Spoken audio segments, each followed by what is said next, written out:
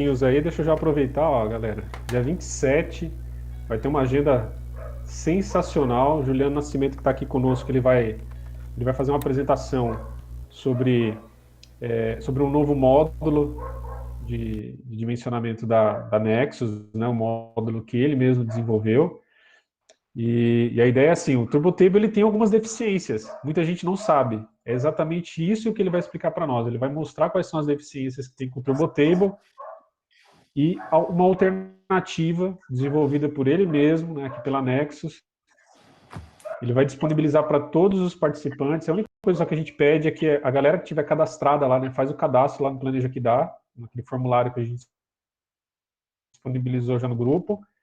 Todo mundo que estiver lá, que participar no dia, ele vai receber o suplemento do Excel, tá? Então, acompanha aí, dia 27, tá lá no LinkedIn, a gente compartilhou no grupo, manda para os amigos aí, vamos lotar esse dia, beleza?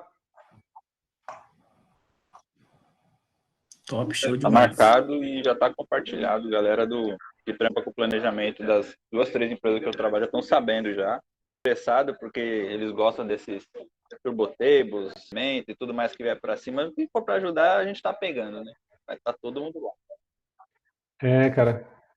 Rola aquele mito, né? Pô, o Turbo Table tem a questão de licença, geralmente as pessoas não têm a licença, e aí como é que você fica? O Juliano, ele dá nos treinamentos dele, ele ensina, né? Ele explica todos os conceitos por trás, né? Como fazer, e vai total encontro com o que nós fazemos aqui mesmo, né? A nossa ideia do grupo é disponibilizar conteúdo aí sobre a área de planejamento. Era uma área bem fechada, né? As pessoas tinham, é claro que tinha um bom network, né? Todo mundo se conhece, é um mundo pequenininho, mas era difícil, a gente não tinha algo desse tipo. Então, ó, o pessoal se juntou aí, o André, mais um grupo de doidos, resolveram toda sexta-feira fazer essa conversa e, pô, ficou bacana. Ó, a galera que está aqui, né, nos acompanhando. Só tenho a agradecer a vocês e a gente vai juntos e fortes nisso. André, Com certeza. acho que você pode, Cara, pode tocar. se você quiser, pode colocar o PPT para começar aí, Tá? e aí eu já apresento a partir da primeira tela que você apresentar.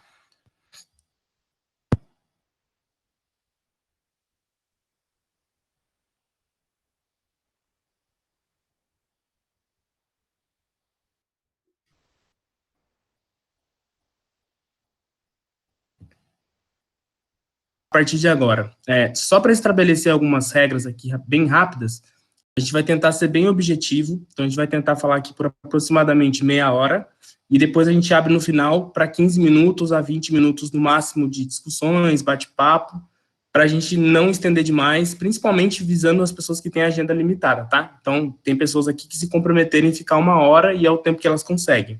Então, para a gente não estender demais e as pessoas não conseguirem interagir, a gente vai fazer isso para ser bem sucinta e, principalmente, a gente ter uma experiência mais positiva para todo mundo.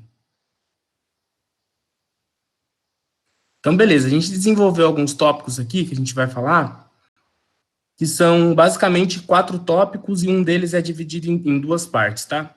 Qual que é o papel do analista de tempo real? Como o analista de tempo real deve atuar? As matrizes de atuação e análise de impactos, e aí dentro disso a gente vai ter 2 passos fundamentais, que são as matrizes de indicadores e o diagrama de Ishikawa, que a gente vai falar melhor para frente. E qual que é a importância do analista de tempo real?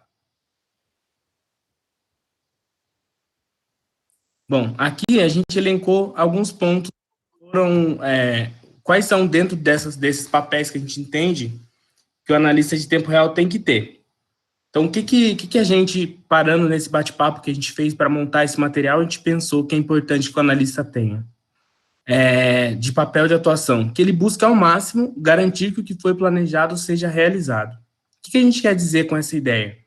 Que faz parte do papel do analista de tempo real olhar o que não está de acordo e buscar formas para que esteja de acordo. Então, ele tem que buscar ao máximo, o papel principal dele é garantir que o cara que planejou seja assertivo no sentido de, dentro do realizado, ele conseguir chegar nas metas estipuladas. E aí entra um ponto que é muito importante dentro do papel de tempo real, que é o seguinte: em caso de dificuldades para a gente garantir os principais KPIs e SLAs, utilizar mecanismos para minimizar impactos. O que eu quero dizer com isso? A gente sabe que dentro dos próprios modelos estatísticos de previsão de demanda, de previsão de tempos, de previsão de força de trabalho, a gente vai ter naturalmente os erros. Todo modelo estatístico trabalha e tem por trás dele algum percentual de erro, uma margem de erro e um nível de confiança. Sendo assim, o que é fundamental o analista de tempo real saber? Que as coisas estão programadas para darem certo até um certo nível. O que eu quero dizer com isso? A gente sempre ouve muito de mercado uma variação de forecast de 10 para mais, 10 para menos, 5 para mais, 5 para menos. O que isso quer dizer? Que o analista de tempo real ele já tem que ser um cara que pensa e se programa para isso. Se tocar 5% para mais, o que eu, quanto analista de planejamento de tempo real, vou fazer? Vou fazer uma contingência, eu vou ter que priorizar, eu vou, em detrimento da operação A, eu vou entregar o resultado da operação B, ou então não, a operação B está ociosa, eu posso usar ela para atender a operação A. Então, esse cara tem que ter isso muito em mente. Em caso de dificuldade, ele tem que buscar mecanismos para minimizar impacto. Ponto fundamental. Outro ponto fundamental, que ainda tem alguns lugares que não entenderam muito bem. O analista de tempo real, ele tem como papel entender os motivadores dos desvios, sejam eles motivos internos ou externos.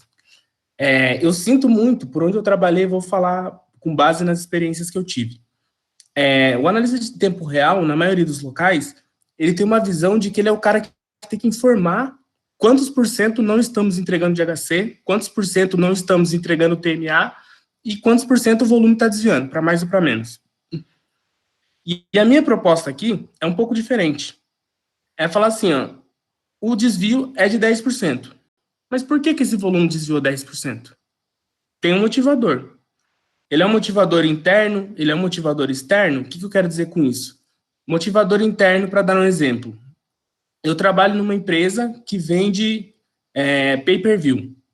Dando um exemplo de uma empresa de telecom. Teve uma campanha para anunciar a luta, vou dar um exemplo recente, uma luta de aposentadoria do Anderson Silva. É um evento a ser considerado. Talvez eu não tivesse uma pré-programação disso em forecast, estou dando um cenário onde eu não tivesse captado isso em forecast, tá, gente? Foi um motivador interno.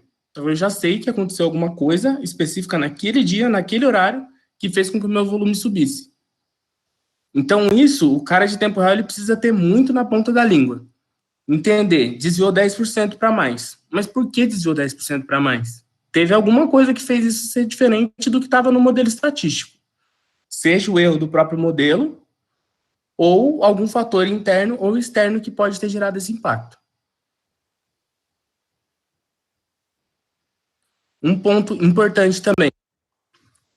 Ele precisa trazer insumos, insights e agregar ao processo de planejamento. Um ponto importante também, que eu não sinto muito, vou falar pelos lugares que eu trabalhei novamente, que os analistas de tempo real entendam a sua importância nesse papel. Ele não entende que ele é o cara que tem o primeiro feedback, a primeira impressão, é o primeiro cara a saber o que deu de errado. Ele é o primeiro cara a ter a informação do que precisa ser melhorado no processo de planejamento. Ele pode ser o cara que pode falar assim para o analista de planejamento, ó, cara, veja o seguinte, todo dia, dá 8 horas da noite, a gente tem fila, a gente não tem pessoa suficiente para atender. Será que o nosso dimensionamento está certo? Será que eu estou me programando adequadamente para a demanda que eu tenho? Será que a escala que eu estou usando é a ideal? Será que a quantidade de recursos que eu tenho é, de fato, a quantidade de recursos que eu necessito nesse intervalo? Então, ele pode fazer isso de que forma? Preenchendo um diário de bordo para registrar os principais impactos. Então, o volume descolado tem que ter um motivo. A não entrega de HC tem que ter um motivo, ou eu não tenho quadro, ou então faltou pessoas, ou então naquele intervalo não tinha pausa programada, mas saíram de pausa. Então, tudo isso a gente tem que ter muito claro na cabeça para poder trazer a importância do analista de tempo real para dentro do processo de planejamento.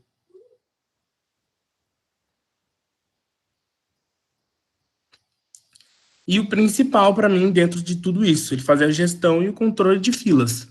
Então, ele precisa avaliar o que está descolando para mais e para menos, quem que ele pode alocar no lugar X ou no lugar Y, para poder fazer uma boa gestão e um bom controle da fila. E não basta simplesmente você olhar e falar, nossa, temos 10 clientes na fila. Mas a sua principal reação tem que ser, nossa, temos 10 clientes na fila, o que podemos fazer para que essa fila reduza? O que a gente pode fazer para que essa fila, principalmente, ela não exista? Apesar da gente saber que dentro dos próprios dimensionamentos, geralmente a gente já se dimensiona esperando que tenhamos alguma quantidade de fila. Óbvio que não ultrapassando o limite das margens de SLA. Então, se o programa é 80-20, a gente está se programando para ter uma fila ali razoável, dentro de 20 segundos, até um pouco mais, ou se a gente for olhar o TME. Mas nada absurdo. Então, se o seu SLA está 60%, 70%, está 30%, está 40%, naturalmente a gente já sabe que extrapolou-se o tempo de espera que tinha sido programado e a quantidade de fila também. Bom, galera, o que ele está falando até agora aqui é assim, o papel do analista de tempo real é extremamente vital para todo o processo de planejamento. Às vezes a pessoa, ela, em alguns lugares, menospreza um pouco o Control Desk, mas não, o Control Desk ele tem uma função extremamente importante no processo. Ele é o cara que está ali no momento, ele é o guardião para que todo o processo que foi planejado aconteça. E o que estiver desviando, ele tem que estar ali em cima para se programar e tentar mitigar ao máximo os problemas que estão acontecendo, né? Para poder atuar nas causas, né? Mais à frente a gente vai estar vendo isso. O André mesmo, ele iniciou como Control Desk. Eu também lá, não vou falar o tempo, mas há bastante tempo atrás iniciei como Control Desk. Então, o Control Desk tem uma função extremamente importante e tem que ser valorizada. Muito, muito. Inclusive, assim, dentro das buscas por onde eu passei, eu sempre busquei ter uma integração legal, bacana com o time de tempo real, porque, cara, é a primeira fonte para eu saber, além dos números, tá, gente? Estou falando de relacionamento mesmo.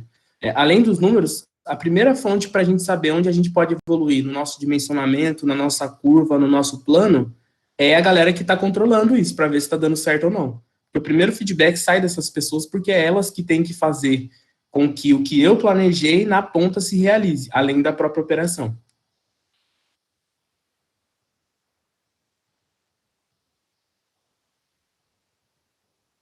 Outra coisa importante também, que aí eu acho que é uma função importante, mas não é a mais importante, tá, gente?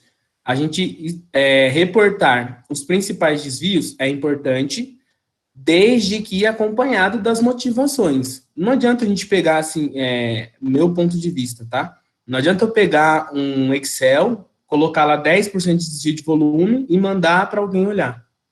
Aquilo não diz nada a não ser o desvio do volume. Aquilo não te ajuda a tomar uma decisão no sentido do que eu posso fazer para resolver um problema.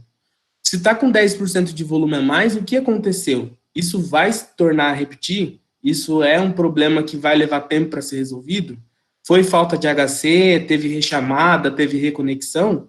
O que aconteceu para o volume desviar? Então, antes de simplesmente mandar um mais 10, menos 10, entendeu por que deu mais 10, menos 10? Para que a gente reporte os desvios e quais foram os fatores de impactos daquilo.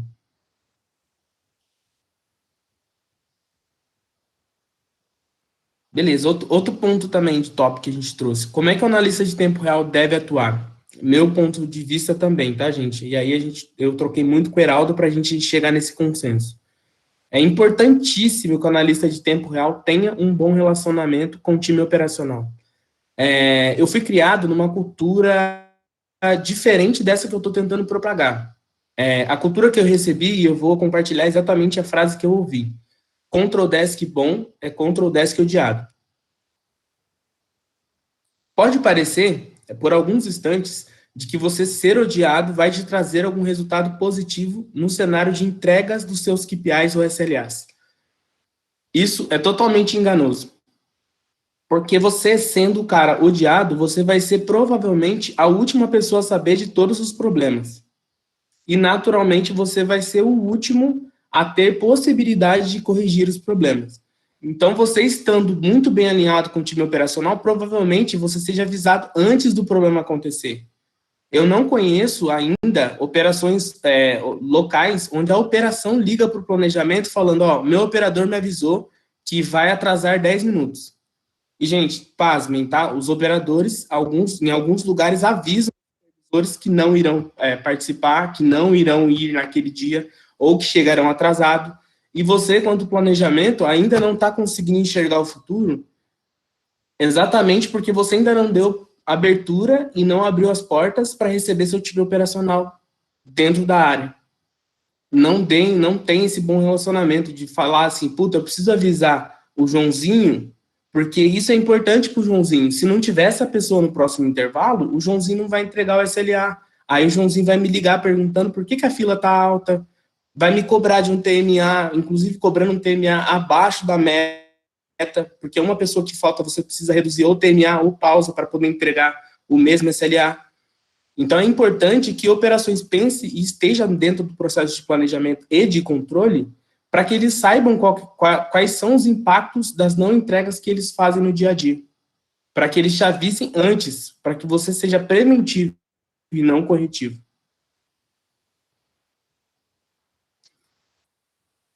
É muito importante também que o analista de tempo real ele use a estratégia ao seu favor. O que isso quer dizer? Se você sabe que a operação B pode contingenciar a operação A, não tem motivo para você deixar a fila estourar para depois você pensar no que você vai fazer. Se você viu que o seu SLA do último intervalo já está degradado, já está complicado, já iniciou a fila, é ali que você começa a praticar as movimentações, as contingências, as priorizações, transbordos, para não deixar acumular, porque a fila, gente, é uma coisa assim, vocês podem perceber isso pelo dia a dia de vocês. É uma coisa que se multiplica. E depois que a fila se inicia, é muito mais difícil você zerar ela. É muito mais fácil você não iniciar uma fila do que você zerar uma fila depois de iniciada. Principalmente porque fila iniciada gera estresse operacional. Porque imagina o seguinte, você quanto operador, você acabou de atender uma chamada, quando tem uma fila, naturalmente acabou de atender uma chamada. Ficando disponível, entre aspas, né, se você não colocar uma pausa, não sair do sistema, naturalmente, 1 segundo após a outra chamada se atender, já cai outra. Então, você não tem o tempo de respirar, muito menos de raciocinar sobre os processos que você precisa fazer. Então, o seu TMA, inclusive, pode até aumentar. Então, é importante que você tenha sempre a estratégia ao seu favor. Não espera o cenário ficar crítico para agir. Age antes dele ser crítico. Outro ponto fundamental. Eu falei sobre o relacionamento com o time operacional anteriormente, mas é importantíssimo que a gente conheça e que a gente esteja integrado com as demais áreas da companhia. E quando eu falo demais áreas da companhia, eu estou falando de todas as áreas da companhia que podem impactar no processo de atendimento. E muita gente não enxerga algumas áreas que podem impactar no processo de atendimento como áreas que impactam no processo de atendimento. Então, tem muita gente que ainda não sabe que um marketing pode impactar muito no volume de chamadas. Tem muita gente que ainda não sabe que um faturamento pode impactar muito no volume de chamadas. Não sabe que a área de produtos, ela manda e manda na volumetria. Não sabe que a área de comercial também tem total fator de correlação com a sua demanda. Então, é importantíssimo que você esteja, que você conheça e que você esteja integrado a essas áreas, para que você receba insumos no online, se possível. Tendo um bom relacionamento, provavelmente você receba. Óbvio, a gente vai lançar uma campanha que vai passar na TV daqui a 10 minutos. Então, você se prepara que vão ligar, porque vai estar lá o númerozinho, 0800, ligar no 0800, tal. Vão te ligar, é fato. Então, se você estiver bem integrado com as outras áreas da companhia, você vai saber disso e você já vai se programar. Ó, daqui a 2 horas o volume de chamadas vai aumentar. Vamos pedir hora extra? Vamos pedir banco de horas? Vamos levantar ações para que o meu impacto seja reduzido? Então, basicamente isso que eu quero dizer nesse trecho. Sendo preventivo. Eu falei lá atrás também da mesma situação, né, gente? É importante você, se possível, antes de acontecer o problema, você já se prevenir.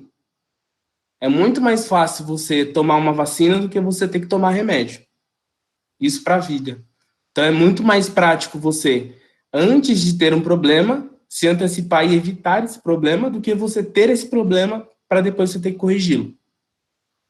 Outro ponto fundamental também, o analista de tempo real, ele tem que participar no processo de construção de planejamento. Por que eu estou falando isso? Se você não sabe o que você tem que entregar, quando você tem que entregar, como você tem que entregar, você não vai conseguir entregar com perfeição. Então, se o analista de tempo real, ele no mínimo não sabe como é construído, ele não participa do processo, ele simplesmente recebe uma planilha do Excel no final do mês, falando, esse é o volume previsto, esse é o TMA previsto, esse é o HC previsto. Controla aí.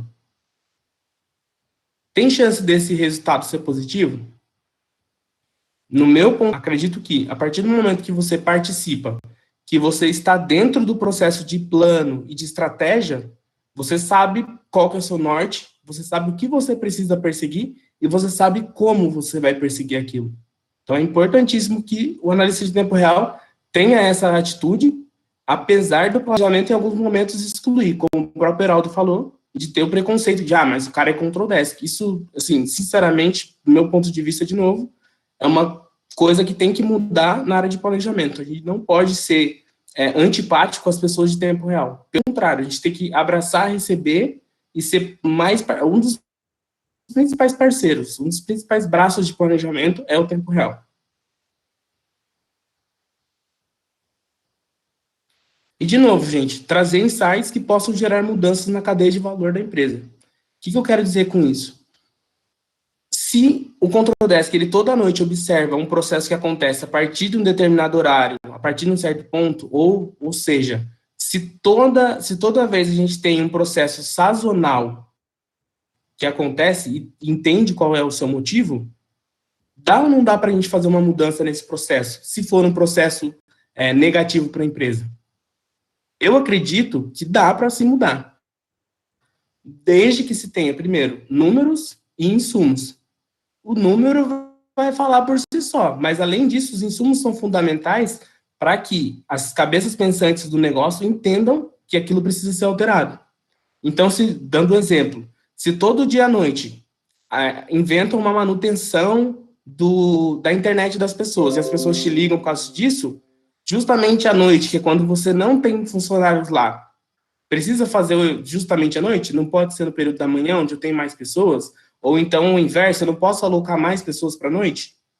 Então, tudo isso tem que ser conversado, pensado, mas primeiro, você precisa entender o que está acontecendo antes de você propor mudança. Porque senão você vai propor uma mudança sem saber por que precisa mudar. Então, antes de propor, entenda o que está acontecendo, veja qual é o cenário e proponha a mudança.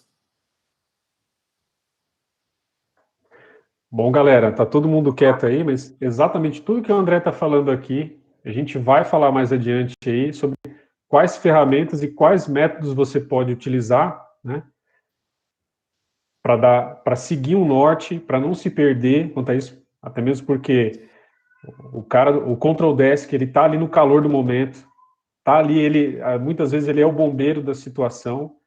Então, é importante ele ter um roteiro. É claro, nada deve ficar travado, porque a própria função já diz, analista de tempo real. O cara é analista, ele vai analisar. Tudo bem que ele tem que ter uma cartilha, ele tem que ter um norte, mas ele tem que fazer jus ao papel, analisar as situações. Exatamente sobre o que eu estava comentando com vocês, né? Quais são as ferramentas, os métodos que o analista de tempo real ele pode utilizar para mitigar esses problemas, né? A primeira parte é você ter uma matriz, né? Você montar uma matriz com todos os principais impactos que você pode ter e as causas. A gente vai trabalhar com esses itens um pouco mais à frente aí. Eu vou mostrar para vocês. Um deles é o que o André comentou, tem o diagrama de Ishikawa, mas uma parte extremamente importante é você ter todos os indicadores, os KPIs que você tem que acompanhar de forma consolidada. Quais são os KPIs que você tem que entregar? Quais são os desvios, né, que você tem que monitorar, né? Quais vão ser os gatilhos para você iniciar as ações? Então, assim, é um trabalho que ele tem que ser construído, tem que ser preparado, o cara do tempo real tem que ter uma boa base, formação para poder atuar de forma efetiva. Não adianta ele chegar lá no calor do momento, tá com fila, pô, o que eu começo a fazer? Primeira coisa que o André comentou aí, lá para trás, é um plano de contingência. Plano de contingência você tem que ter, sim, você tem que conhecer quais filas, quais grupos de células se ajudam, quais vão ser as regras de negócio que vão ser acionadas quando determinado indicador começar a ser afetado, que célula que vai ajudar, qual o limite dessa ajuda. Então, isso é importante ter. Inclusive, essa matriz desse plano de contingência, ele tem que ser revisitado sempre, porque as regras de negócios, elas podem ser alteradas no caminho, certo? Então, é algo que constantemente o analista de tempo real tem que estar atualizando. Um outro item que ele comentou sobre o controle de filas, o controle de filas ele está totalmente ligado a isso. Né? Você tem que ter o seu controle de fila, ele é o subsídio do plano de contingência, você conhecer todas as filas, quais grupos vão se ajudar, quais vão ser os gatilhos, nível de serviço, espera, né? E, inclusive, assim, em muitos lugares eu já vi que o tempo real ele trabalha com isso. Em alguns lugares que eu passei, eu vi que assim, não estou falando algo novo, tá? Pode ser que tem gente que está aqui, que está falando, pô, Geraldo, mas isso aí faz parte do meu dia a dia. Sim, legal que faz parte do seu dia a dia, tem que fazer, mas se alguém aqui que está ouvindo não tem isso e não controla dessa forma, é importante mudar um pouquinho, né, dar uma organizada e passar, né, a atuar dessa forma, você estruturar a sua rotina de trabalho, plano de contingência, controle de filas. Um outro ponto importante que o Neiva falou é você fazer uma reunião de alinhamento semanal, é importante, né, você ter o estreitamento, ter, assim, um relacionamento próximo à operação, e todas as regras de negócio que você define parte de operações, que a operação é que vai operacionalizar o negócio. Então, você tem que estar em consonância com eles, trabalhar junto com eles. Esse segundo ponto aqui, ó, é primordial ter uma matriz de contingência e regras de negócio para cada operação. O plano de contingência deve considerar quais células se ajudam, que é o que eu comentei com vocês. E esse plano de contingência você determina ali quais vão ser os gatilhos das ajudas, e ele tem que ser sempre revisado. Tudo que eu vou apresentar para vocês está exatamente nos primeiros slides que o André passou para vocês, tá? Vamos falar aqui um pouquinho sobre matrizes, né? Um analista de tempo real, o que ele tem que acompanhar? Tudo bem que não é só ficar olhando indicador e reportando que o indicador está ruim, né? Eu mesmo, quando comecei como Control Desk, eu comecei exatamente com o que você falou, né? A orientação que eu tive um analista de planejamento mal visto é o bom. Você tem que ser o vilão da história, você tem que ser o cara ruim da história. Mas não. Muitas vezes eu ouvi também assim, pô, você é o cavaleiro do apocalipse, você só vem me falar que tem indicador ruim. Só que o que você tem que fazer? Por que está desviando 10% do volume? Né? Qual é a causa? É exatamente o que o André comentou. Então, assim, o cara do tempo real, o cara que está ali na operação, é o cara que tem que estar próximo, tem que conhecer todos os fatores que podem impactar, por isso que é importante ter uma matriz para nortear, mas é claro, ela não vai travar, não vai ser a venda. O cara ele tem que ter uma visão ampla, tem que fazer jus ao cargo, ele é analista de tempo real. Mas matrizes ajudam, dão norte, e eu vou mostrar para vocês aqui alguns indicadores que são principais, são indicadores principais para tempo real, estou falando de operações receptivas, tá?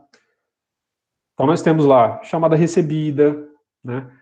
Chamadas recebidas forecast, desvio a chamada recebida forecast, atendidas forecast, o desvio da atendidas forecast. Todos os indicadores, eu vou passar para vocês, eu não vou listar todos eles, tá? Não vou falar todos esses itens aqui, mas aqui eu tenho o quê? Indicadores que envolvem a parte de volumetria, indicadores que envolvem a parte de agentes. Quais são os indicadores que afetam ali agentes? TMA, né? Pausas, ABS, faltas. Então, todos esses indicadores aqui, é importante primeiro você listar quais são os indicadores que você tem que acompanhar. Todos os indicadores que afetam o seu negócio. Pode ser que esses indicadores que eu estou mostrando aqui não sejam aplicáveis a todas as operações de receptivo. Você tem que avaliar quais são os indicadores aderentes ao seu negócio. Eu estou mostrando aqui indicadores que são padrões, que pensando em uma operação receptiva grande, você vai passar por todos eles. Você vai percorrer todos esses daqui. Os primeiros aqui envolvem a parte de forecast, né, chamadas que eu comentei. Nós temos aqui indicadores que vêm da parte de agentes, que é TMA, tráfego, TME, que é a parte de filas, rechamada, que a gente comentou em alguns fóruns passados, né? A diferença que tem entre rechamada e reconexão. A rechamada, ela está atrelada ao problema da fila, é um conceito novo, né? Eu tô tendo uma fila, eu não tenho pessoa suficiente para atender. O que vai acontecer? Aquele cliente vai desligar, ele vai ser proveniente de um abandono anterior, porque ele não teve paciência para aguardar. Ele pode abandonar novamente e continuar ligando ali, sempre aumentando o seu volume. E eu tenho outro indicador, que é o indicador de reconexão, que ele é proveniente a um gap que você tem operacional. O cara da operação não tem conhecimento, o cliente ligou, entrou na fila, foi atendido, mas o operador não tratou a solução do cara, não deu solução para o problema dele, o que motivou com que ele ligasse novamente na central. Aí você tem um volume sendo afetado por esse indicador. Então é importante o cara do tempo real também estar monitorando essas coisas.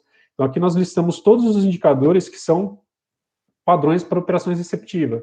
Pode ser que tenha algumas situações que sejam diferentes, como eu comentei, né?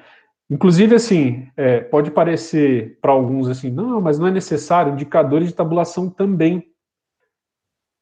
Se eu estou tendo um volume, se o volume está desviando, como os exemplos já foram dados, 10%, por que está desviando os 10%? É algum problema mais à frente a gente vai ver isso. Eu tenho algum problema na URA, sei lá, está tendo direcionamento de outra fila para outra que não poderia, problema de roteamento, eu tive algum problema com fatura, que o André comentou, problema de fatura, o cliente ele está ligando por qual motivo? Às vezes muitas empresas fornecem um serviço de self, né? O próprio cliente, ele pode sanar o problema dele através de um portal. E lá na última instância, o cliente liga para a operação se ele não consegue ter um problema. Às vezes um portal em que o cliente poderia ele mesmo baixar uma fatura, não está funcionando adequadamente. O que está aumentando o meu volume. E como é que você identifica isso? Olhando tabulação, né? Fazendo quais são os principais motivos do dia? Está desviando 10%, mas olhando do início do dia para cá, qual foi o motivo mais citado das chamadas? Esse motivo, ele está desviando dos motivos anteriores. Se você for olhar, por exemplo, a mesma sexta-feira da semana passada, esse mesmo motivo estava com esse percentual de chamadas, opa, peraí, o cliente está reclamando de fatura. Houve algum problema na geração de fatura? Não, não houve. O cliente consegue fazer a extração da fatura no portal? Consegue. Está funcionando? Não, não está. Opa. Então, assim, o cara do tempo real, ele tem que estar ali, assim, eu sei que muitas vezes ele não vai ter tempo, porque ele muitas vezes é o bombeiro da situação, mas é importante que ele tenha resiliência para sobreviver às intempéries da operação e saiba navegar o naviozinho dele de tempo real adequadamente, avaliando todos os fatores. Então, galera, assim, é importante também acompanhar a tabulação. Tá? Esse material aqui a gente vai disponibilizar para vocês, como eu já falei. Aqui eu listei os indicadores que são padrões, né, podem ter diferenças para algumas operações, por exemplo, a operação de WhatsApp, que é receptivo. Muitos indicadores que estão aqui, sim, são aderentes e funcionam. Operações de chat, também. Uma coisa ou outra acaba sendo alterada, mas em suma é isso. Demanda, o tempo de atendimento da demanda, percentual de absenteísmo ou falta, se eu estou tendo gap de agentes, indicadores de rechamada e reconexão, que eu comentei. Esse talvez seja um pouco diferente, nesses cenários pensando em chat e WhatsApp, né? Motivos de tabulação é importante percorrer. Então, a primeira ferramenta que eu falo, porque o tempo real ele tem que ter, é uma matriz de indicadores. E é importante que essa matriz de indicadores ela seja alimentada, que você tenha relatórios que sejam rápidos, porque quem está lá no tempo real, ele precisa ter agilidade de informação. Então, assim, eu já encontrei também, muitas vezes, assim, o cara do planejamento, ele tem todo o norte, ele sabe tudo que ele tem que acompanhar, mas ele não tem informação ágil. Se você não tem informação ágil, você não consegue resolver, né? Então, isso é algo que prejudica muito, porque você tem conhecimento, você sabe o que tem que fazer, mas você não tem a ferramenta adequada, né? Então, é importante que, para acompanhar indicadores de tempo real, você tenha ferramentas que te dêem informação de forma ágil. Sei lá, se você vai utilizar um BI, que vai estar conectado com os seus DAX, conectado com os seus sistemas, mas é importante que você tenha isso, né? E aí, muitos acabam percorrendo o quê? Excel, né? Eu mesmo desenvolvi já muitos painéis em Excel, mas é importante que, se a empresa consiga fornecer isso, né? Bom, vamos lá. Próximo aqui, diagrama de Ishikawa, né? Diagrama de Ishikawa. Bom, eu estou com o tempo aqui um pouco apertado, né, André? Já vi que eu falei um pouquinho além, mas é importante eu percorrer tudo ele, tá? O diagrama de Ishikawa, tá? Esse que eu montei, vou disponibilizar para vocês. Assim, a primeira coisa que eu estou enxergando aqui é o diagrama de Ishikawa, ele serve para quê? Para você identificar impactos e causas, certo? Qual o meu impactado aqui no centro? Essa linha do centro aqui é o meu SLA. Esse meu SLA pode ser o quê? Nível de serviço, por exemplo. Tá, exatamente o exemplo que eu montei aqui do diagrama de Ishikawa é o nível de serviço. O nível de serviço, ele pode ser impactado em... Aí eu coloquei aqui, tá? Para cada caso, é um caso. Nesse exemplo que eu estou em tela aqui mostrando para vocês, eu estou mostrando uma situação de uma operação receptiva, com indicadores de receptivo, e quais são os fatores que impactam. Então, imagina só o cara do tempo real que está lá acompanhando, e o nível de serviço, ele foi degradado. Qual a primeira coisa que pode afetar o nível de serviço? Aí ele vai olhar quadro real, quadro necessário, volume, TMO. São essas 4 linhas aqui que ligam no centro aqui do SLA, do nível. Na parte de pessoas quadro real, o que pode afetar o meu quadro real? Eu posso ter fatores externos e internos, como o André citou. Qual o fator interno externo que pode afetar, por exemplo, o quadro de pessoas, quadro real? Problema de acesso, manifestações, como nós sofremos ano passado com manifestações dos caminhoneiros, greve de ônibus, greve do metrô. Então, são fatores externos que afetam a PA. É importante ter também a rastreabilidade disso e ter planos de contingência, porque pode acontecer. É claro que muitas vezes somos pegos de surpresa, mas é importante ter plano de contingência. Fator interno aqui, por exemplo, home office, agora, falta de energia, né? Falta de energia pode afetar ali. Falta de PA, problema sistêmico, problema de equipamento. Absenteísmo, o absenteísmo, que é essa outra linha que está ligando aqui o quadro de pessoas real, vamos ver se eu consigo, opa, vou voltar aqui, deixa eu ativar a canetinha. Aqui, absenteísmo ele envolve o quê? Deslog, atraso, saída antecipada. E do outro lado aqui, que também está na linha de quadro real, nós temos o quê? As pausas, atividades não programadas, tempo acima do previsto, pausa em horário incorreto, são fatores que prejudicam. Muitas vezes o cara do Control Desk, ele fica fazendo só o quê? Ah, eu tô com X pessoas de pausa, tô com X pessoas de pausa, tô com X pessoas de pausa, fica só fazendo isso o dia inteiro. Mas é importante que ele trace planos de ação com a operação, em conjunto com a operação, porque é o supervisor que vai estar ajudando ele ali a operacionalizar as coisas, planos para tentar mitigar isso, plano de ação com operação mesmo. Muitas vezes a operação acaba utilizando até esses indicadores aqui, por exemplo, para... claro, aí você pode ter bonificações, né? A operação às vezes atrela alguns indicadores à bonificação, que acaba motivando com que essas coisas deixem de acontecer. É claro que, assim, não é fácil resolver, né? Aí aqui agora, pensando aqui em pessoas na parte de quadros necessários, o que eu posso ter que afeta? TO acima, licença acima. Às vezes você está ali acompanhando o tempo real e, pô, eu tenho a quantidade de pessoas que eu precisava? Não tenho. Poxa, mas por quê? Ah, tinha um um grupo de pessoas que iniciar, o RH acabou não conseguindo entregar. Essas pessoas não conseguiram fazer o treinamento a tempo, e assim foi, uma cadeia de problema, e a operação está entregando menos, tem menos recursos para trabalhar. Licença acima do previsto, quantidade de afastamentos. Teve uma empresa que eu trabalhei uma vez que a quantidade de licenças lá era absurda, gigantesco. Assim, era até desacreditava, falava, cara, tinha um controle só de afastados, de licenças. Mas acontece, né? É claro que o cara do tempo real, às vezes, ele não atua muito aqui, né? Porque isso aqui é importante ser algo que tem que ser visto lá na parte de dimensionamento, na parte de projeção, mas é importante que ele saiba se esse é um fator que está impactando a entrega do dia, né? Ele tem que ter a resposta. A parte de volume, o que impacta a parte de volume? A regra de negócio, o André comentou, né? Que são os fatores internos aqui, novas campanhas, às vezes até um novo sistema que está sendo implantado, uma reestruturação, uma nova segmentação. A nova segmentação vai estar fazendo com que o volume acabou ficando maior porque o operador não tinha, ele ainda não teve o tempo adequado para absorver todo o conhecimento que teve no treinamento. Lentidão de sistema, problema com faturamento, que o André comentou. Paralisações também afeta a parte de volume, não só afeta pessoas, mas afeta volume, porque eu não tenho pessoas adequadas para atender aquela fila. O que vai acontecer? Rechamada.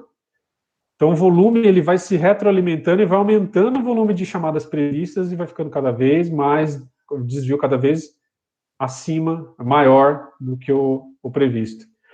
Ronaldão, desculpa te interromper rapidinho, mas só para falar um case bem rápido mesmo. Eu trabalhava no chat de uma empresa, cuidava da parte do chat de uma empresa específica. E, cara, simplesmente do nada estourou o volume. Já tinha olhado o forecast, já tinha olhado se tinha algum produto novo, se tinha... Juro por Deus, gente, sem brincadeira. Alteraram um botão de lugar no aplicativo. Olha que sacanagem. Isso é uma coisa que acontece. O cara começou a entrar, assim, para terem uma ideia, ele tinha que fazer o login no aplicativo, ele tinha que ir até um menu específico e clicar em entrar no chat. Colocaram o chat logo de início. Então, ele abriu o aplicativo, ele nem tentava se servir de mais nada. Ele já ia direto entrar para o chat. Que era muito mais fácil falar com o atendente do que ele, por exemplo, tentar fazer a compra do que ele precisava pelo aplicativo, tentar trocar o plano dele pelo aplicativo. Então, uma troca que fizeram, uma manutenção, uma atualização que fizeram no aplicativo fez com que o volume estourasse. Então, e aí você está ali no tempo real na loucura, tentando justificar. Até achar isso, né, André? Isso que você está falando. E além disso, né, a gente só descobriu por conta daquilo que eu comentei lá atrás, tendo um bom relacionamento com as outras áreas. A gente tinha um relacionamento com a área de desenvolvimento, que era a área responsável por atualizar o app. Eu perguntei, teve alguma atualização? Teve. O que mudou? Para eles me disseram assim, a gente só mudou uma parte lá, um botãozinho, mas eu falei, que botão que vocês mudaram? O botão do chat, agora ele loga, já aparece para ele entrar no chat. Então, beleza. É explicado. Eu medi a quantidade de entrada pelo app, tinha aumentado imensamente. É por isso que eu já vi, até em alguns, já que você está dando esse exemplo, eu como cliente mesmo já acessei várias plataformas que ele vai te fazendo várias perguntas, e mesmo você clicando, quero falar no chat, ele vai te mandando para perguntas, para ver se é possível você mesmo sanar o seu problema antes de chegar na operação. Agora, imagina o cara colocar isso logo no topo. Eu não ia nem seguir nas de baixo, eu já ia direto no acionar o chat. Só que para ele, é que nem comentei, para eles, a gente só mudou um botão, tudo bem. Ele foi só um botão, para a gente foi um volume gigantesco que ninguém conseguiu explicar, até descobrir que tinham mudado só um botão. É por isso que é importante você entender todos os fatores que podem impactar. Você olhou, não é problema com quadro, não é problema com o meu dimensionamento. O meu volume está desviando, tem alguma coisa estranha com o volume. O que tem errado com o volume? Você vai lá e começa a olhar, não é rechamada, não é reconexão, eu não estou tendo nenhum desses fatores que também elevam muito o volume. Então, o que está acontecendo de anormal? Teve alguma mudança sistêmica, alguma manutenção? Então, é importante avaliar todos esses pontos. E ter uma matriz de Chicago pode parecer, às vezes, assim, você fala, puta, cara, mas isso é aplicável? Tipo, dá para usar isso no dia a dia? Sim, é aplicável. É claro que você não vai ficar todo instante ali, tá acompanhando fila, peraí, deixa eu olhar no diagrama como é que tá. Não, o diagrama serve para o cara que está iniciando ali ter conhecimento de tudo que pode afetar, beleza? Não vai ser uma cartilha que o cara vai ficar abrindo a todo instante, né? Ele pode colocar no papel de parede da máquina dele, se ele quiser, para ajudar. Mas é importante você conhecer. E pensando até em quem inicia, quem está começando no Control Desk, porque geralmente uma vaga, é uma área que ela muda bastante. O cara começa no Control Desk, daqui a pouco ele evolui, está lá na área de Maes, ou está na parte de forecast ou dimensionamento. É interessante ter isso bem consolidado para que aquele cara que está começando novo ali tenha conhecimento, né? Para quem está iniciando, seja fácil a transmissão do conhecimento da operação. Parte de TMO acaba tendo as mesmas coisas aqui. Inclusive, aqui, ó, eu não comentei, mas eventos climáticos também podem afetar volume, né? Isso aqui você vê muito, por exemplo, operações, como a operação da AES, que eu já vi que trabalhei com o pessoal da AES, eu sei que os caras ficam todo instante acompanhando isso. Tem que acompanhar, porque isso é algo que acaba impactando totalmente no negócio deles, né? Então, é uma variável que acaba entrando. Inclusive, faz parte do forecast, né? É isso que eu ia comentar agora. O forecast de volume acompanha o forecast de chuva. Bom, pessoal, a parte de ferramentas aqui que eu queria passar para vocês, o André, ele explicou tudo de forma bem abrangente nos primeiros slides, aqui eu consolidei para vocês em matrizes, e assim, eu queria só reforçar com vocês que todo funcionário tem a sua importância. O analista de tempo real, ele tem a nobre função de estar ali, garantindo com que foi planejado de fato aconteça. Ele é o guardião, né, o guardião do planejamento. Então, aí eu vou deixar as palavras aqui ao Dr. André Neiva, ele que deixou essa mensagem aqui embaixo para vocês. Então, gente, aqui a gente quis resumir para que quem é, ou até mesmo para quem não é analista de tempo real, entenda qual que é a importância. O que eu coloquei? Todo funcionário tem a sua importância. Isso é óbvio, não preciso nem... Acho que é importante dizer. O analista de tempo real tem a nobre função de guardião dos indicadores na operação. Então, esse cara, ele faz, ele zela, ele cuida e ele tenta ao máximo e se desdobra para fazer os resultados acontecerem. Então, é uma função nobre que tem que, de fato, ser bem cuidada, bem zelada e, principalmente, respeitada. Então, o que eu coloquei uma frase aqui do Maurice Acoin, que diz o seguinte: o que não se conhece não se pode controlar. O que não se controla não se pode mensurar. O que não se mensura não se pode gerenciar. E o que não se gerencia não se pode aprimorar. Então, gente, se você não sabe o que você precisa controlar, se você não conhece, você não vai conseguir controlar. Se você não controla, você não mensura. Se não mensura, não gerencia. Se não gerencia, não aprimora. Então, o resultado da cadeia de controle é: se você não controla, você nunca vai melhorar. Basicamente isso. Então, é fundamental que você tenha respeito e que o analista de tempo real entenda o valor que ele tem no sentido de aprimorar as coisas, de melhorar os processos, de melhorar os resultados. Então, é essa mensagem final que eu tinha para deixar para vocês. Bom, pessoal, nós encerramos aqui essa apresentação. Vamos deixar aberta aí agora as dúvidas e perguntas. Por favor, quem tiver alguma dúvida, quiser expor algum ponto, fique à vontade. Heraldo e André, boa noite. Quem fala é Celso. Trabalho já com planejamento há um tempo. Primeiro, parabéns aí pela ideia. O LinkedIn para fazer isso, para divulgar. Enfim, vamos lá. Isso é super interessante, a questão da importância do analista do tempo real, né? Visto, assim, como praxe já praticamente, acho que algumas operações, as mais atualizadas hoje, nem tanto, mas de fato, conhecem que o analista de tempo real é o vilão da história, sendo que, na verdade, é o salvador, né? Que é o cara que vai poder fazer com que os gestores operacionais consigam evoluir em resultado, né? De uma forma geral. Aí é uma coisa, acho que tem um pouco a ver, de repente posso entrar um pouco mais na parte comportamental, Eu entendo que hoje, olhando, eu atuo já em planejamento há 19 anos, então trabalhava lá quando nem tinha WFM ainda, né? Não sei se é legal falar isso, mas tudo bem. Eu sou Mas, desse também. de fato,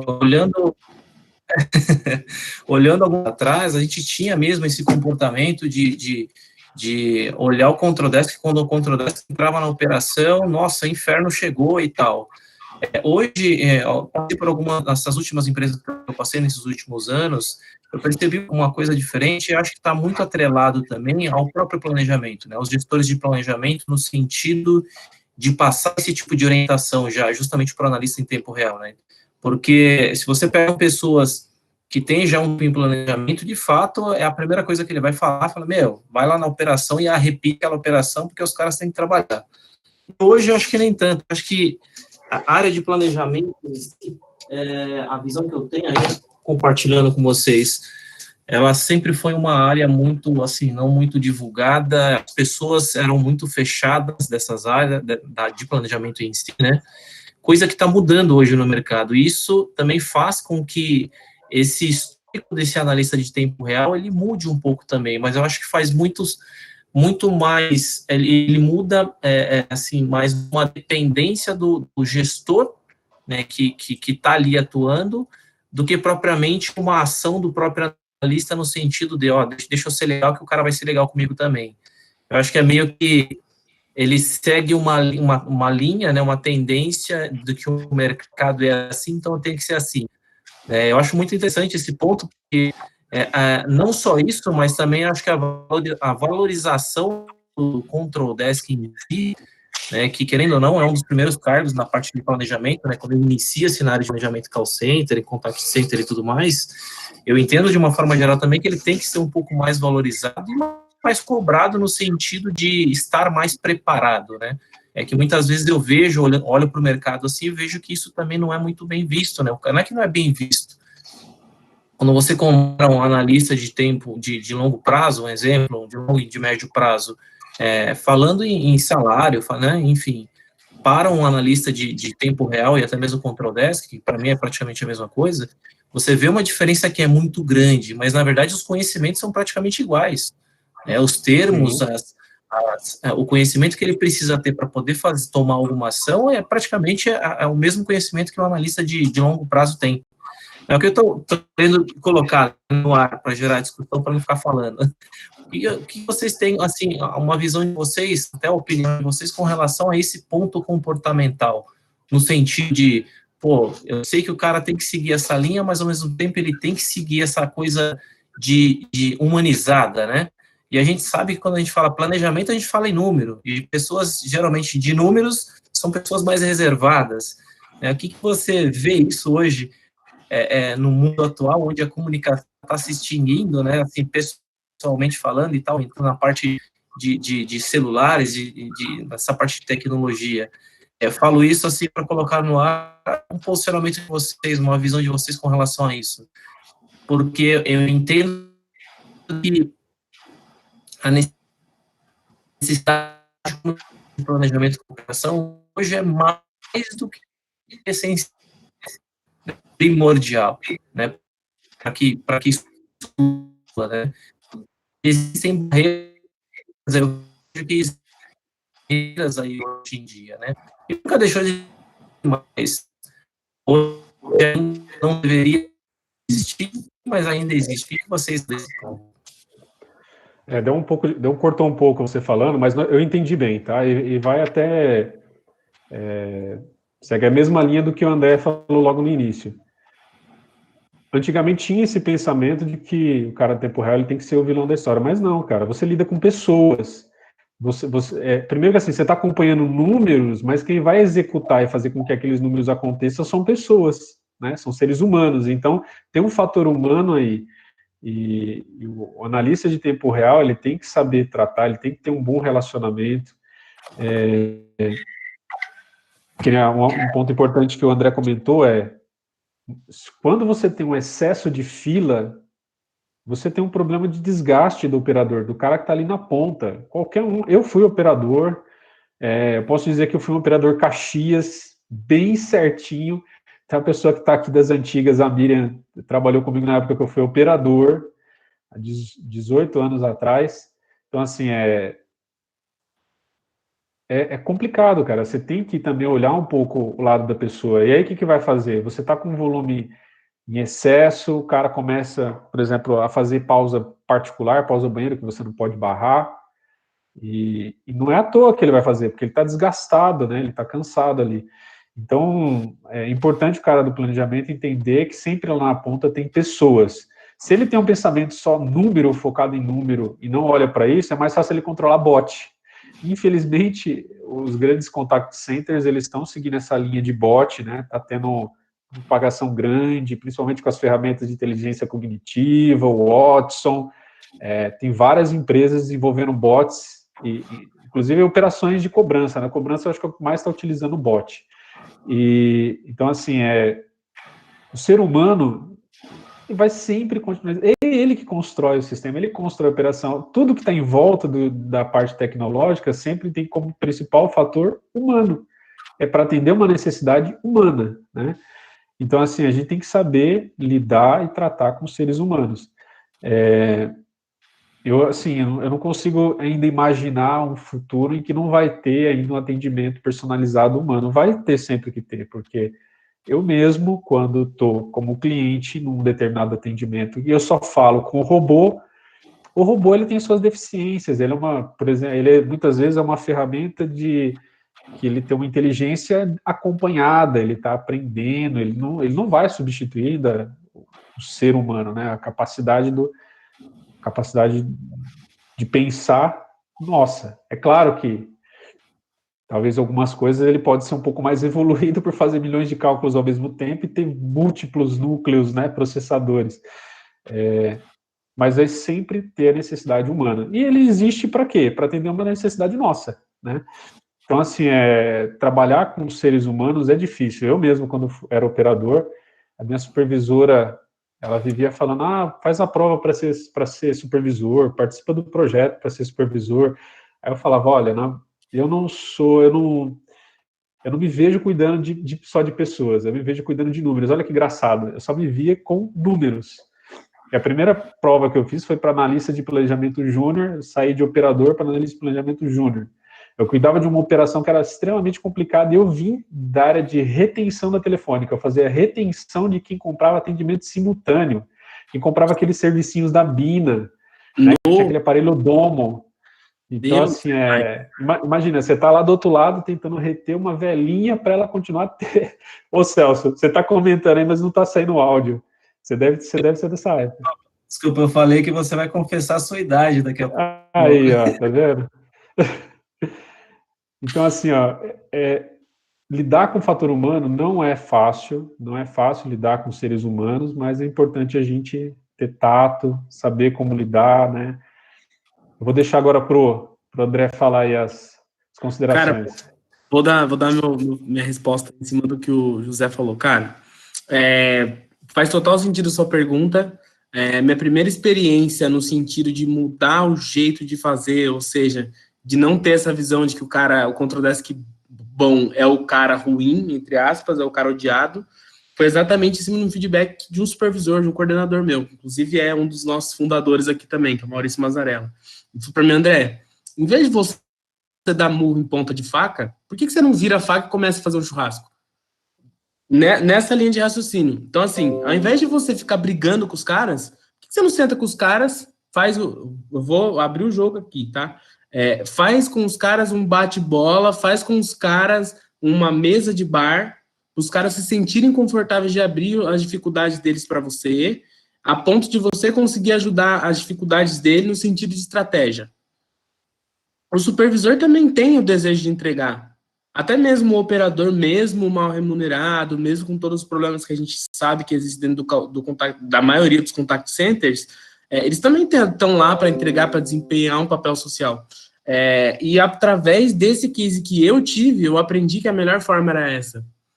Já tive muito problema com gestor operacional, não tem por que mentir.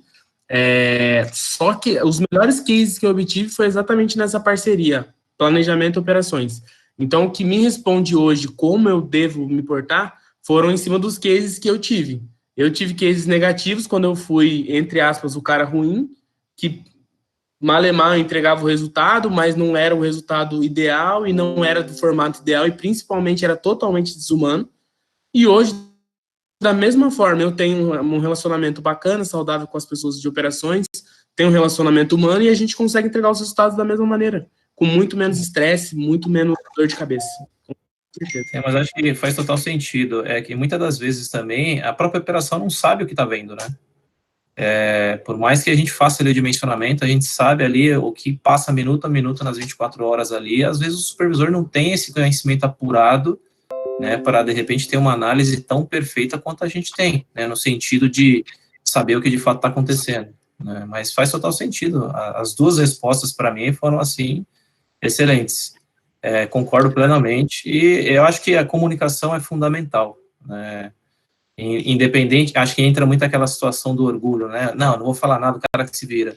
Acho que tem que parar um pouco disso, né? Para chegar no meio termo, não falar nem eu nem você, a gente precisa do mesmo resultado e vamos caminhar junto, né?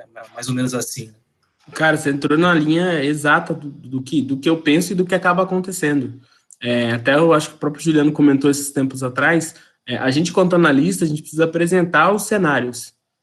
E quem decide toma a decisão. Então, você pode falar, gente, ó, a gente está com 15% de absenteísmo. A ideia é que o plano ideal era 0, né? O ideal era o mundo perfeito. Mas o mundo perfeito não existe. Ao invés da gente ir com, sei lá, 5% e 15%, por que a gente não vai no meio do caminho? Vamos... Sim, e é isso acho que é muito interessante, principalmente quando a gente comenta na parte de conhecimento. Eu tive a oportunidade de trabalhar em BPOs, a maioria a minha carreira é mais focada na parte de empresas próprias, né, mas eu trabalhei em algumas BPOs também. Uma coisa que eu pude perceber não desmerecendo nem nada disso, mas a gente percebe que a qualificação também das pessoas, ela acaba sendo um pouco inferior, e que isso também prejudica no sentido de conhecer um pouco mais. Eu já peguei exemplos onde a pessoa não sabia o que era um TMO, não sabia, se eu falasse AHT, ela não sabe o que era o TMO, né, uma simples forma e às vezes, não por ignorância dela, mas às vezes de quem está falando, de quem tem um conhecimento, né, fala assim, não, esse eu tenho, eu mesmo tenho que ter, você tem que ter igual, ponto, mas não. Eu já passei por algumas situações onde a pessoa não sabia o que era um TMO, um TMA, um TME, né, e assim... por isso que é extremamente importante para a própria liderança. Exato, e se você não para, fala, peraí, não vai adiantar eu fazer isso, né, eu cobrar desse jeito, eu tenho que ir lá sentar do lado e desenhar, e no sentido de ajudar, a gente vai bater cabeça para sempre, né? Faz todo sentido. Sim. E até um case, gente, da operação atual que eu tô, tá? As supervisoras me perguntavam tanto, nossa, André, mas por que vocês falam tanto de aderência, as pausas, de não sei o quê? Eu falei, gente, vamos fazer uma reunião? Vai ser muito produtivo, vai ser bacana, a gente gasta 20 minutinhos do nosso dia, a gente faz um bate-papo, vai ser produtivo. Colocamos todo mundo numa mesma sala, falei, gente, ó, eu vou explicar o porquê, vou te mostrar. Eu fiz uma simulação super simples, usando o próprio Turbo Table que a gente falou aqui. Ó, se você tirar as pausas nesse horário, seu nível de serviço é esse daqui. Se você tirar a pausa nesse horário aqui, nossa, mas é só 10 minutos, André. Sim, só 10 minutos, ó. Olha o que 10 minutos pode te impactar. Aí ela olha, nossa, no case que a gente fez, deu 7 pontos percentuais de diferença. Era a diferença de entregar 73% de SLA para entregar 80%. Eu falei, gente, ó, eu entendo que para vocês são só 10 minutos, mas para uma curva de demanda, para uma fila, para toda uma análise, isso pode arruinar o dimensionamento. Aí elas, nossa, juro por Deus, sem mentira nenhuma. No outro dia eu fui olhar o mesmo relatório de aderência. O desenho das pausas parece que colou. Simples assim, parece que foi mágica. Parece até que é brincadeira minha. Mas, cara, do dia para a noite, viraram a chave e falaram assim, realmente, o André pede para a gente para entregar a aderência. E, assim, eu expliquei no sentido de, eu quero que a gente entregue a aderência para que a gente entregue o SLA. Entregando o SLA, eu não vou ter tanta fila. Não tendo tanta fila, eu vou ter tranquilidade para fazer treinamento, para aplicar feedback, até mesmo para ficar disponível em alguns momentos. Então, olha o que você está falando, interessante. Até isso tem que ser muito bem, a forma como você vende. Se você falar, você tem que entregar, tá, mas por que tem que entregar? E como? Engraçado é que em 20 minutos você mudou tudo isso, né? Sim, sim, cara, e, sério, depois eu posso até trazer, eu trago até alguns prints desse case que eu tô falando para mostrar. Eu acho que a forma como você fala, você pode ser sincero, você pode dar um tapa na cara de uma pessoa e ela não se sentir ofendida, assim como você pode dar um tapa na cara de uma pessoa e a pessoa nunca mais te esquecer e te odiar pro resto da vida. Tudo depende Você falou, do que você fala com a Exato. pessoa. você disse tudo, André. No tempo que eu fazia implantação de WFM, por 8 anos eu fui da área de suporte de implantação. A primeira coisa que eu fazia quando nós implantávamos era uma reunião com operação. Eu falava com o operador. Falava, a importância de você seguir a aderência se você faz todas as atividades fora do programado, do que está previsto, você pode ocasionar fila, o seu colega vai se sentir satisfeito assim como você, vai fazer atividade não programada, vai ocasionar fila, vai continuar fila, você vai atender uma chamada atrás da outra, você vai ficar desgastado o dia inteiro, e se vocês seguirem o que foi planejado, o que desviar e se causar fila são fatores que, infelizmente, o planejamento não conseguiu prever. Mas se você seguir certinho, pelo menos a sua parte você fez, exatamente como você falou, André, pode ser que você fique livre no dia, pode ser que você resolva o caso da fila e você tenha um certo sossego, né?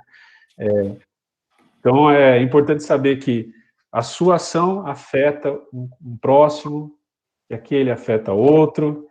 Então, fator humano a gente tem que ter sempre cuidado na hora de fazer a implantação. Não adianta só falar assim um número, eu quero que você entregue 80% de aderência, 90%, acabou. É 90% de aderência. Mas será que você consegue mesmo fazer 90% de aderência? Vamos estudar, vamos avaliar, fazer um histograma, ver onde está concentrado o percentual de aderência, vamos conversar com a operação, vamos acertar aqui o indicador para todo mundo começar a alcançar, e aí você vai evoluindo, conforme as pessoas vão puxando, né, no histograma, vão ficando mais próximo do percentual ideal, você vai fazendo o crescimento de forma orgânica, né? Sim. Bom, muito bom aí, valeu. Acho que o Rodrigo abriu aí o áudio para falar. Fica à vontade, Rodrigão. É que você detalha num papo aí, que é o que a gente vive aqui, que é a mudança do conceito.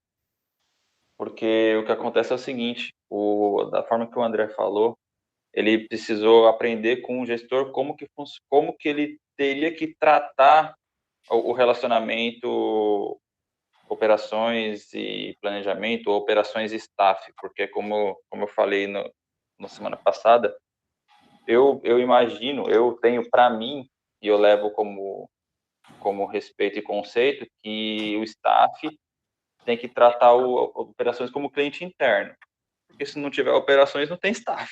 É simples, basicamente. Entendeu? É óbvio que a gente não pode deixar de mostrar para eles os conceitos, porque eu acho sim que a junção de informação que o planejamento EMAS traz para operações ele é crucial. Se o supervisor ele sabe, ele conhece um pouco mais sobre os conceitos de planejamento, ele vai levar a escala dele, a aderência dele a fio, porque ele sabe o que aquilo ali significa e ele sabe o que vai impactar, como o André falou. Só que você às vezes depende também de um conceito, né? Porque às vezes a sua gestão vem meio engessada, aí fala, meu, control desk tem que ficar em cima do cara ali. E aí ele tem que, tipo assim, ele vai ser odiado pela operação, mas vai me trazer o resultado, aí o cara também não está muito afim de conversa paralela, né? E essa mudança de conceito que a gente vê muito hoje na internet, que a gente vê bastante, que é aquela coisa do líder, do chefe, que vem mudando bastante, é o que traz essa humanização um pouco mais rápida e próxima de toda a operação, né? Porque no final das contas, a gente sabe que não é fácil. Ser operador não é fácil, ser supervisor não é fácil, coordenar a operação, às vezes, com um cliente que te paga um contrato que está ali no fio, você tem que fazer, às vezes, milagre com recurso, é complexo, e, assim, se houvesse essa interação um pouco mais... Se houvesse um pouco mais de interação entre os staffs e operações, tipo, para trocar esse aprendizado, seria muito melhor para todo mundo. A gente sabe também que existem aquelas coisas, às vezes, de um não querer ou não ter tempo de fazer, Mas eu acho que por aí é que é o mundo ideal, corporativamente falando. Show de bola. E aí, pessoal, boa noite. Eu queria fazer uma pergunta aí para os especialistas. Até onde vocês acham que vai o papel do supervisor, que também tem acompanhamento online na sua tela, e do Control Desk? Onde que está essa separação e o que tem de parte semelhante no trabalho dos dois? Tá. O que você perguntou aí, Isidro, tá em consonância também com o que a gente comentou aqui. Assim, o supervisor é a pessoa que vai ajudar a operacionalizar. Ele tem a equipe dele tem lá o horário do operador entrar, tem as atividades que ele tem que fazer durante o dia, o supervisor tem que fazer a gestão, muitas vezes gestão de cunho emocional, de operador que está meio ruim, desapontado, ele faz aquele trabalho de praticamente um coaching da equipe dele, para fazer com que a equipe consiga entregar os indicadores. Então, o papel do supervisor é extremamente importante e ele também tem que conhecer indicadores. Como o Celso comentou, muitas vezes eles não têm o conhecimento adequado para isso, então é importante o quê? O papel da liderança formar essas pessoas para que elas tenham conhecimento. É claro que o supervisor não precisa ser um analista de planejamento, mas ele tem que conhecer os indicadores que ele tem que entregar ali. E ele faz o papel de quê? O papel de garantir com que o que foi planejado de fato aconteça ali na equipe dele, né? Enquanto o Control Desk e o analista de planejamento de tempo real, ele está olhando de forma abrangente todas as pessoas ali daquela determinada operação em célula, né? Então, para que o Control Desk consiga ter uma ação efetiva, ele precisa ter o cara que está ali na ponta, que é o supervisor. O supervisor sem ter esse relacionamento, as coisas não fluem, né? Não vai conseguir ter as entregas adequadas, né? Uma pergunta interessante, muito boa que você fez, Isidro.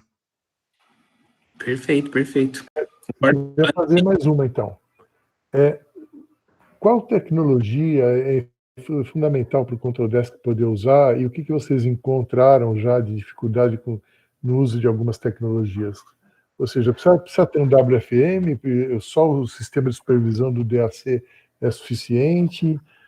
O que ele precisa ter de apoio da tecnologia para fazer um bom trabalho? Olha, eu vou acabar puxando a sardinha um pouco para o que eu mexo, viu, Isidro? Eu tenho colegas aqui que estão assistindo aqui que também trabalham com isso. Assim, WFM é essencial, beleza?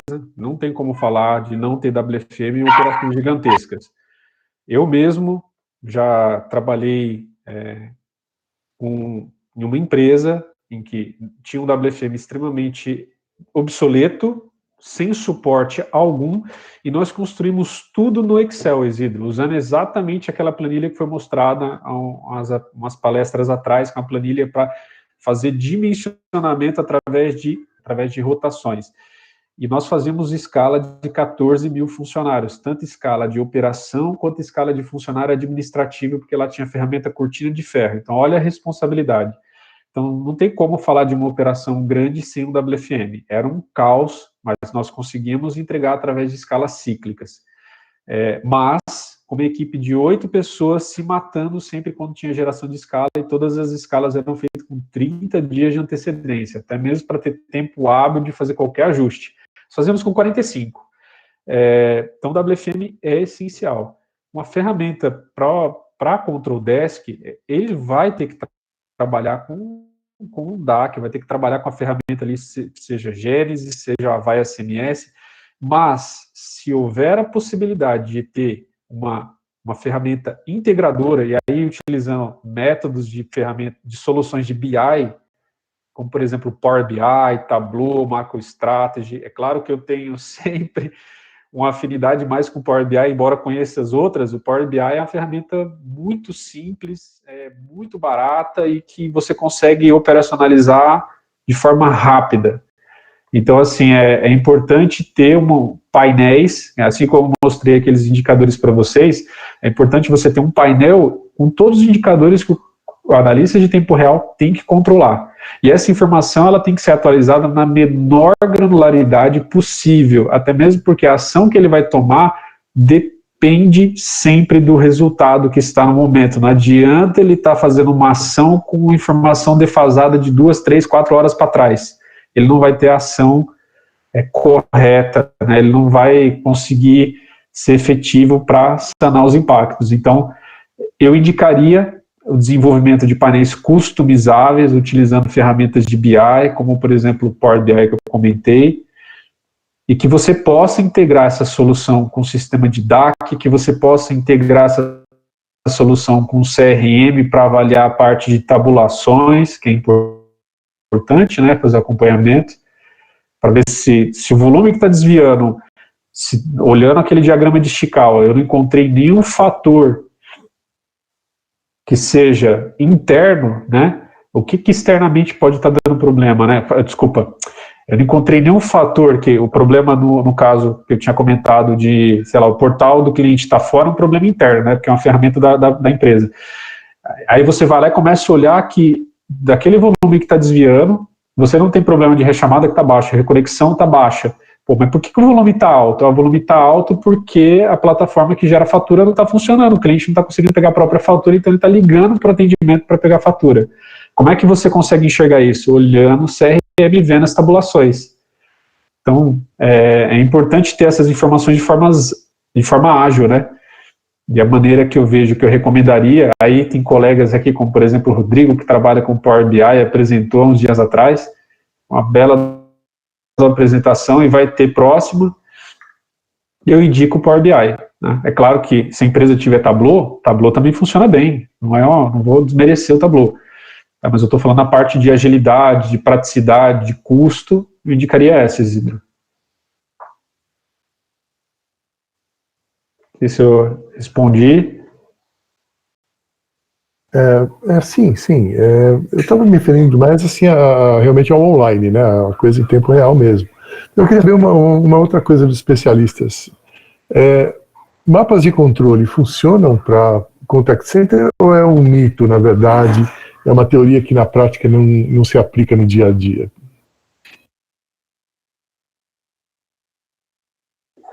Desculpa, mapa de controle que você fala é com relação a... Eu explico. Que a gente acabou... O mapa de controle, normalmente você tem o limite máximo e o limite mínimo, que uma métrica pode estar variando ali no meio, né? Porque se você trabalhar numa situação onde você está comparando com a média, sempre 50% vai estar acima da média e 50% vai estar abaixo, né? Então você tem que ter umas fronteiras, né? Menor e maior. E aí o que acontece? No momento em que você vê uma métrica que está chegando perto de uma fronteira, por exemplo, o limite máximo, aquela métrica está chegando lá perto, está indicando que é normal ele chegar perto e voltar, entendeu? Para baixo. Mas se ficar muito tempo lá perto, isso pode ser um indicativo de que está com problema mesmo, né? Então isso é ensinado em cursos e tal, mas não sabemos ainda se na prática é usado. Então eu queria até pôr aqui a discussão, né? Alguém aqui usa mapa de controle desse tipo para acompanhar a métrica no Control Desk? Eu já viu isso na prática? Você falando aí, Isidro, eu já implantei painéis em que eu tive que colocar limiares, né? O menor e o maior, e na faixa a pessoa ficava olhando o ponteiro se ele está dentro, né? Se ele está abaixo do limite inferior ou acima do limite superior. É usado sim. Alguém ia comentar aí, desativou o microfone e ativou, mas... Não, eu já dei um pouco isso também com o mapa de controle. Para mim, em alguns momentos, serviu muito para orientação, né, para pessoas mais inexperientes, tanto na parte operacional quanto na parte de planejamento. Eu acho que o mapa de controle ele pode ajudar. Só que também a pessoa, um ponto de atenção que eu sempre coloco a gente não pode se basear 100% no mapa de controle, porque senão você vira um robozinho e quando o ponteiro mudar para baixo ou o termômetro diminuir, você grita. Se ele tiver mais ou menos, você não faz nada. Então, acho que, para mim, ao meu ver, o mapa de controle ele ajuda, porque faz com que você crie uma expertise com relação ao atendimento em si, mas eu acho que necessita de um complemento, né? Um complemento de ação, um complemento de análise. Eu acho que isso tem que fazer parte, é um conjunto. Das vezes que eu utilizei e ainda utilizo, dependendo da situação, eu vejo de uma forma positiva, porém sempre adicionando alguns adendos, né? fala assim, olha, eu acho que foi até redundante, mas assim, colocando algumas observações com relação ao mapa de controle. Porque é quase que um controle de CFTV, né? Se a pessoa bitolar só naquele mapa de controle, ela só vai olhar para aquele mapa, para mais nada, né? Então, acho que ele funciona muito bem para como alertas e diversas outras coisas que a gente pode utilizar, mas acho que digamos que é uma ferramenta a mais, né, para o controle diário. Eu faço uso hoje ainda em algumas situações, eu vejo muito positivo, que é positivo, porém com essas observações. Perfeito, Celso. Ok, eu podia até comentar um pouquinho sobre isso, porque é o seguinte, na engenharia, o mapa de controle é muito usado na produção, né? Eu comentei isso já na última sexta-feira, mas o que acontece? O segredo é você utilizar ao longo do tempo, ou seja, você vai olhar ao longo do tempo aquela métrica várias vezes. Em engenharia, se você tem uma medida de alguma coisa, pode ser uma peça, uma linha de produção, alguma coisa, e ela está ao longo do tempo, no eixo do tempo, várias vezes chegando perto de um dos limites máximos ou mínimos de um mapa de controle, você não espera ele passar do limite para fazer alguma coisa. Então não é um dashboard de um acompanhamento online. Ele é um mapa que tem o eixo do tempo e você vê tendências, né? Então tendências é suficiente numa linha de produção você perceber uma tendência muito clara de que aquela métrica vai acabar saindo do limite e você se antecipa, você não deixa ela sair do limite, você se antecipa porque existem tecnicamente vários indicadores. Por exemplo, se você medir em vários períodos de tempo e você tiver, vamos dizer, 5 vezes a métrica está com menos de X% para um limite, já é indicativo de que tem alguma coisa errada no processo, entendeu? E assim por diante. Então, às vezes as pessoas não utilizam as ferramentas porque ninguém passou para elas a filosofia que está por trás disso e como ela pode tirar o máximo dessa ferramenta. Sim. Isso acontece muito com tecnologia. Você tem lá um WFM que mostra que o agente está há tanto tempo fora da aderência, que não retornou, que da parada, ou do banheiro, ou que a métrica está muito fora da fila, e às vezes você não sabe usar essa ferramenta, né? Então acho que isso é muito importante. Um diagrama de Chicago, que nem o André acabou de mostrar, é uma ferramenta extremamente útil, não só para o Control Desk, ele é útil para resolver qualquer problema, né, que você tenha. Você pode realmente, você cria uma visão do que influencia, do que pode ser, que está motivando. Você tem um impacto e descobre quais são as causas daquele impacto. Né? Exatamente, você pode aplicar isso em muitas outras coisas, não é só no Control Desk, né? Você pode aplicar até no seu dia a dia, no seu estudo, na solução de um problema que apareça para você, né? Para a vida, você pode fazer até sua mesmo, Isidro. Você pode fazer assim, o Heraldo, qual o problema que o Heraldo está tendo? Né? O impacto, a linha do centro é o ser, é você, é o que você quer analisar, né? E todos os fatores que impactam aquilo. Exatamente. E aí você tem uma visão, se tiver tudo isso preparado, na hora que você encontra um problema com aquela métrica, você pega o escala daquela métrica e já procura ali o que pode estar acontecendo, e vai checando ali e vai eliminando, né? Então, tem ferramentas um ponto curioso de mapa de controle. Eu usei muito em empresas próprias, né, que eu acho que quando a gente atendimento mesmo call center de empresas próprias, que eles acabam tendo lá no final, né, sempre acabam fazendo aquela regra básica de 3 e falando, não, eu não preciso de 5, eu preciso de 3 e vamos com 3. Eu acho que uma das formas que assim, na época, eu lembro, alguns anos atrás, eu através desse mapa, eu conseguia mostrar toda essa tendência. Eu falava, tá vendo? Seguindo esse raciocínio, olha como que a gente está. Se pega um histórico, médio, longo prazo, independente. Eu acho que através desse mapa de controle, eu lembrei aqui, a gente conseguia mostrar de uma forma bacana, né, para se conseguir de fato chegar na quantidade de recursos de fato necessário, né, para atender, cumprir com a demanda, né. Então, eu concordo plenamente com o que você colocou, falando, não serve só para controle, né, Control Desk, serve para de fato várias outras coisas. Uma delas, que eu estou colocando agora, foi justamente para aprovação de orçamento, né, de recurso de fato necessário, e através dessa linha, né, do tempo é que a gente conseguiu comprovar, falar, tá vendo? Comparando as regras de 3 versus os estudos que de fato têm um peso maior, é o que a gente de fato consegue fazer, né? Mas show de bola. Acho que o mapa de controle em si, concordo com você plenamente, serve para muita coisa. A gente pode comparar com um dashboard tipo ponteiro de velocímetro de avião, já viu, né? Está muito na moda usar o cockpit, né? Um ponteiro. Então, sei lá, você está vendo o nível de serviço, ele entrou no vermelho, pô, alarme. O mapa de controle pensa diferente. Ele entrou no vermelho, mas saiu do vermelho em seguida.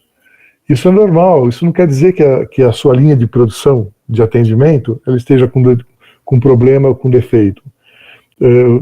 Agora, se você vê que esse ponteiro, durante muitos períodos de tempo, ele continua lá, ou continua muito próximo daquele limite, ou passou e voltou, e passou de novo e voltou de novo. Você olha, tá bom. Você olha, tá no vermelho. Você olha de novo, tá bom de novo.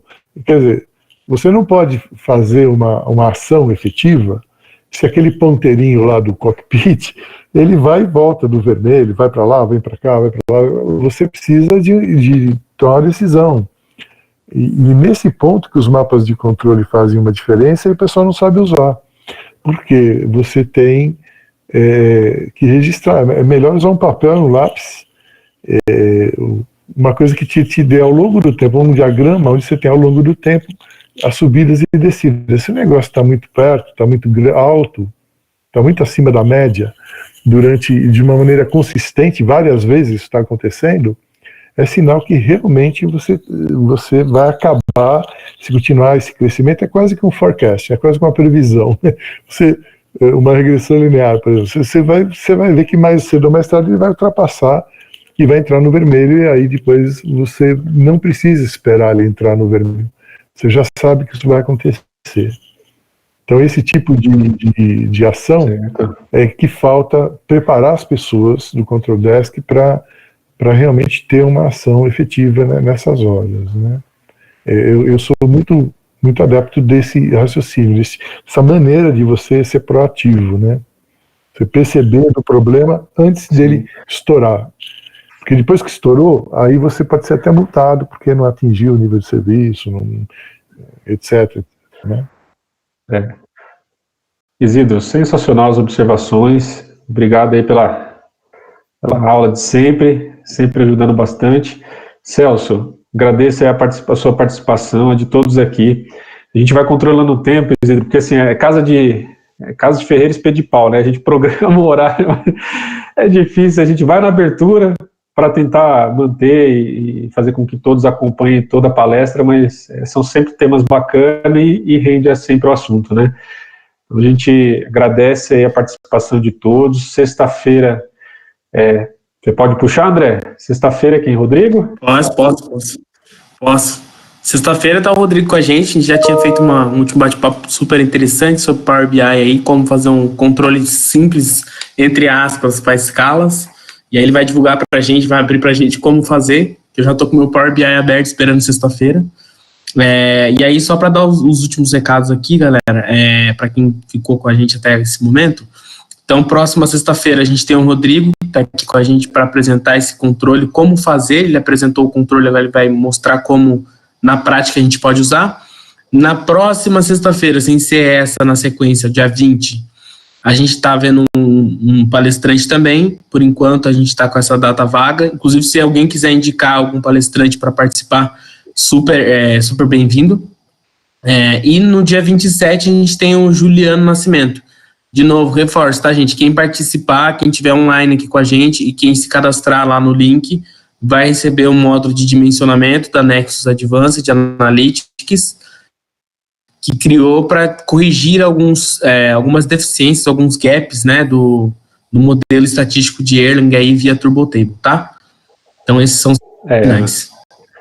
Na verdade, só para dar uma ratificada no que ele falou, o Erlang tem alguns gaps, como todos nós já sabemos, tem algumas coisinhas, quem não sabe, ele vai estar lá falando quais são os gaps, mas são gaps que fazem parte do modelo, né? Um deles é a parte de arredondamento, né? Mas ele vai estar explicando